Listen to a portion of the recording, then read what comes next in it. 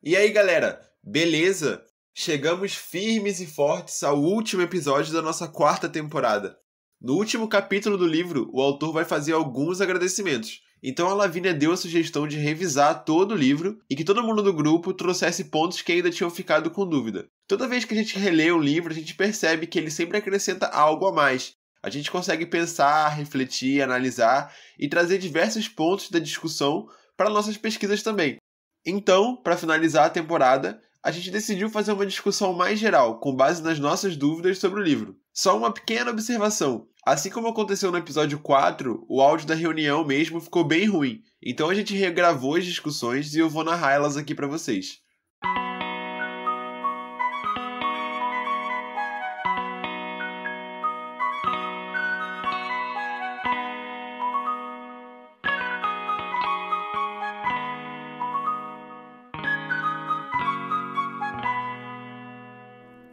Então vamos lá. A galera vai começar a trazer as dúvidas ou os pontos que a gente discutiu na reunião mesmo. Começando pela pergunta da Lavínia. Eu tenho uma dúvida naquela parte ali do sujeito fundante, experiência originária e a mediação universal. O que é mesmo que essas três coisas? Isso aí é um pouco da forma como se fazia pesquisa em filosofia quando o autor resolveu escrever essa metodologia dele.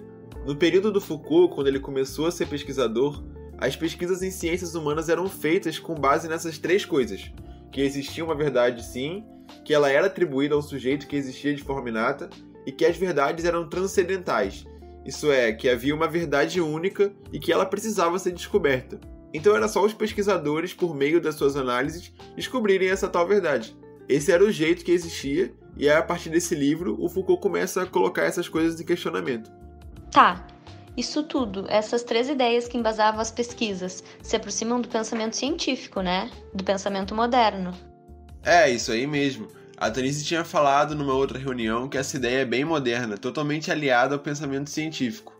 Bom, o Foucault acaba sempre questionando um pouco disso nos seus livros, sobre a prática comum de se fazer ciência quando ele estava começando a se tornar pesquisador. Ele sempre se pergunta se não teria uma outra forma de se fazer ciência ou seria sempre baseado naqueles três fatores. A gente pode pegar o exemplo do Darwin. Não foi o Darwin sozinho que construiu toda a teoria evolutiva da seleção natural.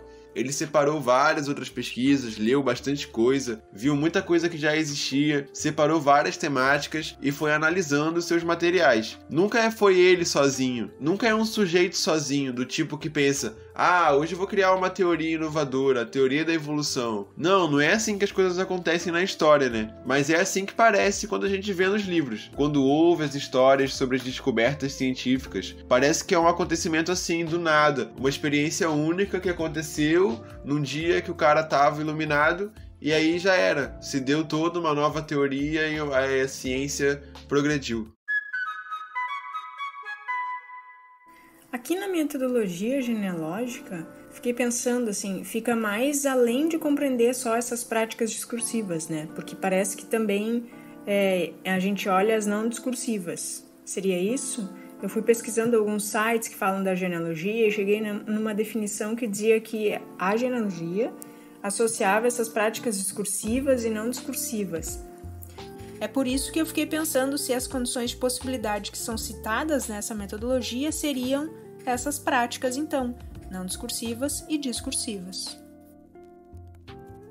Então, é porque o Foucault usa o discurso de uma forma diferente do que a gente entende no senso comum. No senso comum, a gente entende discurso como aquela coisa que, vai fazer um discurso em público, um falatório, aquelas coisas assim, né? Mas ele não vai usar nesse sentido. Ele usa o discurso no sentido de que são eles que formam os objetos dos quais eles falam. E essa é uma das citações mais clássicas dele. O que ele quer dizer com isso? Vamos dar um exemplo. Eu tenho aqui em cima da minha mesa um objeto que tem um formatinho assim meio oval, cabe na minha mão, tem 2 botõezinhos em cima dele, conforme eu mexo, ele mexe uma setinha que está na tela do meu computador. Enquanto eu não falava nada sobre ele estava só ali.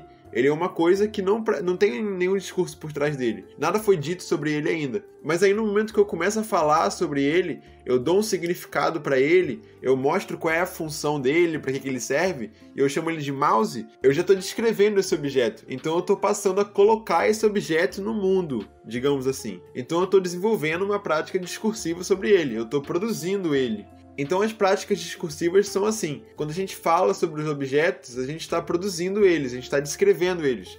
Então se eu falar angiosperma, para quem é do campo da biologia, por exemplo, vai ter todo um significado. Mas para quem é do campo da história ou da pedagogia, sei lá, talvez não signifique nada. Mas para uma pessoa que é do campo da biologia, tem todo um discurso por trás, né? Então é isso que é uma prática discursiva. Eu dou o nome angiosperma para aquelas plantas que possuem flores e produzem frutos. Então, olha só. Quando eu estou descrevendo, eu estou criando a coisa em si. Para a planta não interessa se ela produz fruto, se ela produz flor, se ela está respirando, se ela é angiosperma. Mas quando a gente nomeia ela, a gente está colocando em cima dela um discurso, que é interessante para a gente como pessoas, como pesquisadores. E quando é não discursivo, vamos partir de um exemplo simples. Aqui na minha volta tá cheio de coisas que eu posso dizer que fazem parte de práticas não discursivas. Que elas estão aqui, mas eu não parei para pensar nelas. No momento que eu começo a dissertar sobre elas, pensar nelas, definir, dar características, elas passam a se tornar um objeto de discurso. Então, por exemplo, aquela placa de não estacione, sabe? Que é um Rzinho riscado. Ela, na verdade, não diz muito se a gente não conhece ela. E nenhum de vocês estava pensando nela agora, né? Poderia passar na rua até nem saber o que ela significa. Ela é uma prática não discursiva naquele momento. No momento em que você não pensou sobre ela, não sabe o que ela significa, não trouxe um significado para ela. Mas a partir de agora, que a gente está descrevendo ela, falando o que ela significa para você não estacionar, a gente já está aplicando discurso sobre elas, desenvolvendo uma prática discursiva. Então, aí já me surgiu uma dúvida. A gente não se preocupa com as práticas não discursivas, né? Em específico, as pesquisas que temos feito. Acaba que a gente não trabalha muito com isso nas nossas pesquisas, porque é uma linha muito tênue entre as práticas discursivas e não discursivas. É difícil de fazer essa divisão. Eu acho que o Peterson pode dar um exemplo um pouco melhor para nós agora. Acho que é legal trazer o exemplo do urso polar aqui, porque é bem visível. E assim, em relação ao aquecimento global, então, que eu vejo a imagem do urso polar em meio àquela calota de gelo e tudo mais, só aquela imagem, em princípio, ela é não discursiva, mas toda a representação que a gente vai colocar em cima dela, aí já vem o aquecimento global. Então, ou seja, a ideia de cuide do planeta, estamos destruindo o planeta Terra, enfim, a gente vai criando o discurso, nesse caso, o discurso ambiental. Por exemplo, nessa época de pandemia em que a gente vive em reuniões online, só de abrir e fechar o microfone pode ser um sinal de que a pessoa quer falar. Você não precisa dizer nada, é só um gesto, uma coisa assim que na reunião online a gente já acostumou. As placas de trânsito, de uma forma geral, elas não têm um texto escrito ali, escrevendo exatamente o que você tem que fazer, mas tem toda uma simbologia por trás que já traz todo um discurso em cima daquela imagem. Então você não precisa mais descrever, é uma prática não discursiva. Mas aí se a gente pensa numa pessoa que não sabe dirigir, né, que tipo não fez autoescola, essas placas para ela, que não entendem isso, são práticas não discursivas?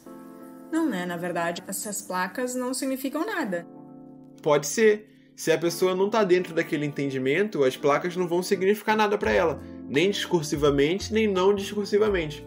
Outro exemplo bem corriqueiro. Você entra numa sala de aula e vê que tem uma mesa maior na frente e várias outras mesinhas menores enfileiradas. E aí você, como aluno, se direciona para onde? Ninguém precisa falar nada. É automático, a gente já sabe. É uma prática não discursiva que ninguém está falando, mas todo mundo já sabe como proceder. Ela acontece, não precisa nem mencionar mais, todo mundo chega e segue. É uma prática não discursiva que já está introjetada em nós, vamos dizer assim. Porque todo mundo passou por uma educação infantil e a professora lá da educação infantil ensinou isso a vocês. Foi desde a educação infantil que foi disciplinado, aí a gente pode pensar em outros conceitos interessantes. Qual conceito que a gente pode colocar nesse meu exemplo do uso do microfone e esse treinamento que a gente recebeu ao longo da pandemia, das reuniões virtuais? É um disciplinamento. A gente vai aprendendo a ser disciplinado desde pequeno. A gente vai aprendendo como se comportar, o que é certo e o que é errado. Inclusive, a forma como a professora organiza sua sala de aula pode dizer bastante sobre ela enquanto professora. Por exemplo, tem uma mesa lá na frente e as cadeiras estão enfileiradas. Ou se é a mesa do professor e todas as cadeiras estão em roda.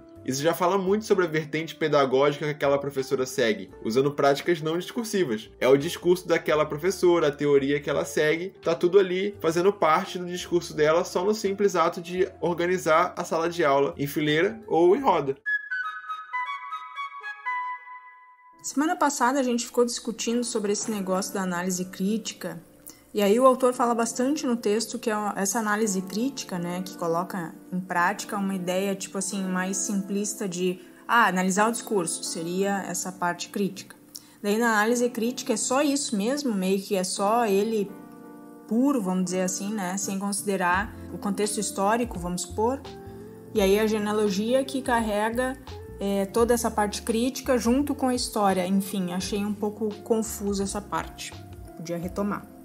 A gente estudou assim um pouco mais separado, colocando a história mais para a parte genealógica, para ficar um pouco mais fácil da gente entender. Mas se a gente for olhar todo o trabalho do Foucault, a gente vai ver que ele é crítico. Ele problematiza o que é dado como natural, como verdade única, e vai mostrando a construção dos conceitos ao longo da história. Então, por exemplo, se a gente voltar na discussão que a gente fez das pesquisas que aparecem no livro As Palavras e as Coisas, como é que ele estava analisando os discursos ali, da gramática, das riquezas e da história natural, para formar ali a biologia e as outras áreas do saber? Ele estava trabalhando criticamente em cima dos discursos que estavam no material dele. Ele trazia os livros que ele leu, de onde que ele tirou, mas ali a gente já consegue perceber o elemento da história que vem trabalhando junto. Mesmo que em outras reuniões a gente tenha feito essa separação da arqueologia e da genealogia, colocando o livro Das Palavras e as Coisas como essa análise do discurso mais pura, entre muitas aspas, né, de analisar o discurso em si mesmo, o autor ele não vai separar tanto, porque ele vai trazer vários elementos da história, mesmo nos primeiros livros dele. Então os trabalhos dele são todos assim, intercalados. Trabalha um pouquinho com isso e um pouquinho com aquilo também. A gente que faz essa divisão para tentar entender um pouquinho melhor como é que as coisas vão trabalhando. Mas acaba que no trabalho de pesquisa mesmo, as coisas são bem emboladas. Então, assim,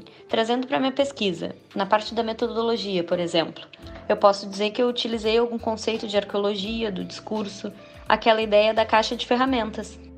Isso, acho que pode dizer sim. Os conceitos que a gente trabalha aqui, a ideia de discurso, de que eles são construídos na pesquisa, que eles saem dos dados que estão sendo analisados, é a caixa de ferramenta que você vai acabar usando na sua pesquisa. E que ele usou também quando fez a análise dele. A gente tem o grande benefício de pegar essa caixa que ele construiu já pronta. A gente não precisa ficar criando uma nova sempre. Perceba que a Tanise vai pegar os elementos da caixa de ferramentas da arqueologia. Assim como o Peterson usou na tese dele a caixa de ferramentas da genealogia, digamos assim. Ele vai trazer alguns elementos como acontecimentos, histórias, condições de possibilidade e depois vai olhar para os dados, analisando eles por meio dessa caixa de ferramentas. Outra questão, por exemplo, por que a gente usa o Foucault e não outra coisa, outro autor? Porque ele nos provoca a colocar as verdades em suspenso, que nem todas as verdades do mundo são únicas e que duram para sempre. Elas vão sendo construídas ao longo da história, dependendo do contexto. E isso não quer dizer que as verdades não existem. A gente quer apenas assumir que elas são históricas. E isso também pode acabar entrando nos nossos trabalhos, junto com essas caixas de ferramentas, porque ele não é um autor de metodologias. A gente usa as ferramentas dele como um amparo de um referencial teórico.